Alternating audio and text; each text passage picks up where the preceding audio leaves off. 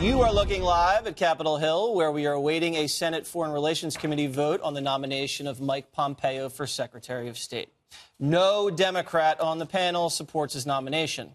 Neither does Republican Rand Paul, meaning Pompeo won't have enough support for a favorable recommendation. But Majority Leader Mitch McConnell still intends to hold a full confirmation vote this week on the floor. 3 Senate Democrats so far have said they will back him: Manchin, Donnelly, and Heitkamp.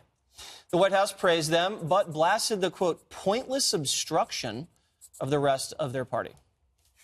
When it comes to Director Pompeo, it is absolutely outrageous that he would not move through quickly. He's extremely qualified for the position.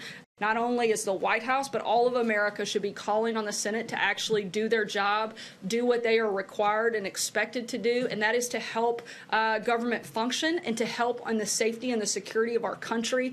And I think, frankly, for particular members of Congress, that it's very hard for them to justify voting in favor of someone like John Kerry and not following suit and voting in favor of Mike Pompeo.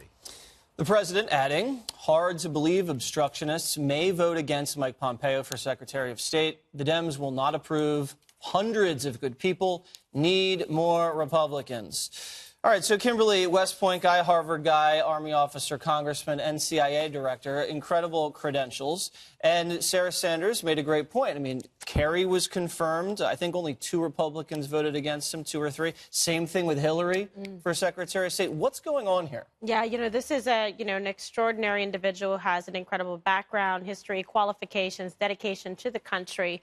Steadfastly has proved himself to be, more than worthy of this position. In fact, we're lucky to have him. However, you have the Democrats just completely with the wool pulled over their eyes because they only see obstruction. They just want to be able to step in the way of a fine American that should be serving this country and continuing in this capacity.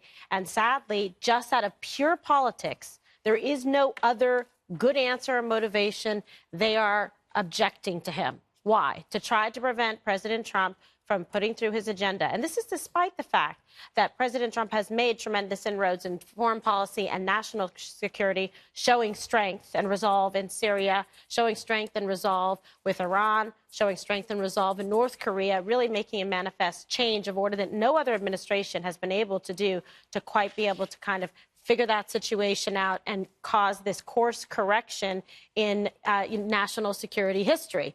Nevertheless, this is someone that he needs to be able to continue forward with this mission, to be able to do this, to serve the CIA, and now can do this with in the State Department, which is sorely in need of some, structure, some discipline, some focus for all the people that are hardworking there to get some order and put it in place. So what are we doing? We're delaying this. Who is this hurting? The country and the American people. It is, and I don't understand their reasoning. As Kimberly said, it has to do with politics. We researched it. Dianne Feinstein says, I sense a certain disdain for diplomacy. I don't even know what that means. How is she sensing that? Well, first, comparing John Kerry to Pompeo, that's like comparing a stick of driftwood to an iPhone. The driftwood again. One is irrelevant. The other one you can do so many things with. This is a clash between adults and children. The children just burden the world with infantile tribalism. It's a team sport. This is a team sport thing. With Pompeo's involvement in North Korea, which is incredibly important, the Dems trying to block him and Rand Paul trying to block him, it's like trying during the Olympics, trying to take out your star teammate who's in the middle of something. They're trying to pull a Tanya Harding on Nancy Kerrigan because right now they are on the verge of something big, which is de-nuking North Korea. And what they want to do is play team sport politics. God, my knee hurts just from talking about it. Right? Never forget. Yeah, why are you trying to pull a Nancy Kerrigan, Juan? Can you please explain, though, in all seriousness, the opposition to Mike Pompeo? Oh, sure. You can start with Rand Paul, start with the Republican. That's the reason he won't get past the committee. He didn't vote for him for CIA, did he? Yeah, I'm just saying he's a Republican who is being very clear that he has a principled opposition to Mike Pompeo because he feels that Pompeo is indifferent to privacy concerns and has demonstrated this in the past, that he is more concerned with security and going at it in a flat way that might allow Americans' privacy and liberty to be infringed upon. And you can understand that from a conservative I can point of from view. his perspective. Yeah, What about okay. the Democrat perspective? Well, I think for the Democrats, I mean, you may have seen, I think it was Senator Booker of New Jersey who asked him about his position on gays. And Pompeo was like, well, I don't know. You know, I don't approve of gay sexual behavior. And you have every right to say that. The question is whether or not that will then become part of American foreign policy, dealing with countries where gays are killed or that's persecuted. The left And never then seemed to mind that before. Actually, They're okay, not Juan, we upset just have with some Sharia breaking law. news, and we're hearing that the senator from Kentucky, Rand Paul, is a yes Whoa. on Pompeo. Well, that Now, changes, Juan. I think that changes the equation. Then He's because- watching the 5, Juan. I hope so. We convinced him. And because Republicans I think it was have the me. I went majority first. on the committee. So if it's 11-10 and then you get all the Republicans backing him, he will get the support coming out of the committee. And actually, Donald Trump predicted this, said that he thought Rand Paul would, at the end of the day, come on board. But to finish my thought, actually close with you Rand have Paul. on Iran, the Iran deal, which is coming up very shortly in May. Right. You have Pompeo as a long-time harsh critic of the deal, and also then in terms of dealing with North Korea. He has been a really hawkish person, and in combination with John Bolton, who said no objection to a first strike, I think it puts a lot of people in the attitude, as you described it, Jesse, that this guy's not about diplomacy. He's about running people over. Well, I would hawkish on disagree. North Korea, I don't know where that's got us. You know, being a dove has kind of got us to where we are now, where they're on the verge of a nuclear weapon capable of hitting the United States. Well, on the issue of diplomacy, Mike Pompeo has essentially already done the job of Secretary of State by going over and meeting with Kim Jong-un, right? I mean, he's been in the position, not officially, but he has done the diplomacy at the highest level possible when everybody's criticizing and saying that should be done at lower levels. Mike Pompeo is the guy who can get the job done essentially no matter what it is. He's done that throughout his history at whatever position he's in. He's been successful at all of those professional responsibilities. He knows what it's like to be responsible for human life, what's at stake for the country.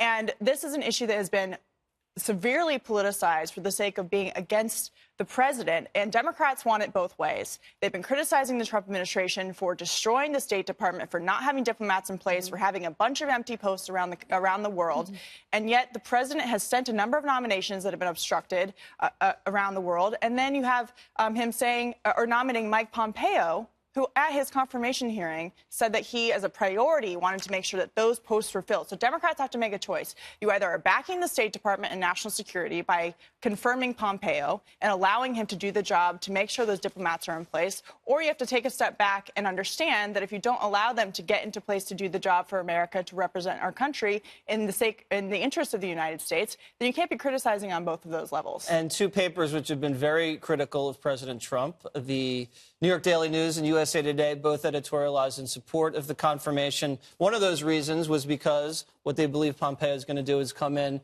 and re-energize the State Department at all levels. Kimberly, I want to play some sound. You touched on it earlier about some of the Democratic opposition and what's driving that among some of the senators. Let's listen to the senator from Arkansas, Cotton. The Democrats, especially on the Foreign Relations Committee, are really engaged in shameful political behavior. 15 of them voted for Mike Pompeo last year to be the director of the CIA. Most of these Democrats don't have a problem with Mike Pompeo. They are still struggling to get over the election of Donald Trump in 2016, or frankly, they face elections this year in 2018, and they're afraid of scaring the MoveOn.org or Code Pink crowd. And it's really shameful behavior.